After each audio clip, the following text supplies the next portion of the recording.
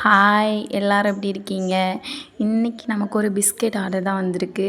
நான் கூட நினைக்கவே இல்லை இவ்வளோ சிம்பிள் இன்க்ரீடியன்ஸை வச்சு இப்படி ஒரு சூப்பரான அவுட்புட் கொண்டு வர முடியுமான்னு. நிஜமாவே நான் சாப்பிட்டு பார்த்துட்டு ரொம்ப டேஸ்ட்டாக இருந்தது.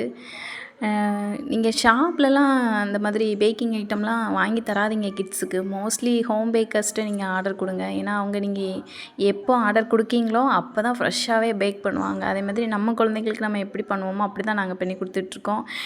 இதில் எந்த கெமிக்கல்ஸும் ஆட் பண்ண மாட்டோம், ப்ரிசர்வேட்டிவ்ஸ் ஆட் பண்ண மாட்டோம். கலரிங் ஏஜென்ட் நீங்கள் கேட்டால் மட்டும் தான் ஆட் பண்ணுவோம். மற்றபடி கலர் நம்ம ஆட் பண்ணவே மாட்டோம்.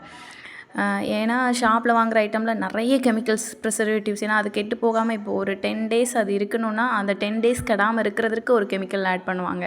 அது நமக்கு நிறைய இஷ்யூஸ் க்ரியேட் பண்ணும். அதனால் மோஸ்ட்லி நீங்கள் ஹோம் பேக்கர்ஸ்ட்டு ஆர்டர் பண்ணி வாங்கி கொடுங்க உங்கள் கிட்ஸுக்கு.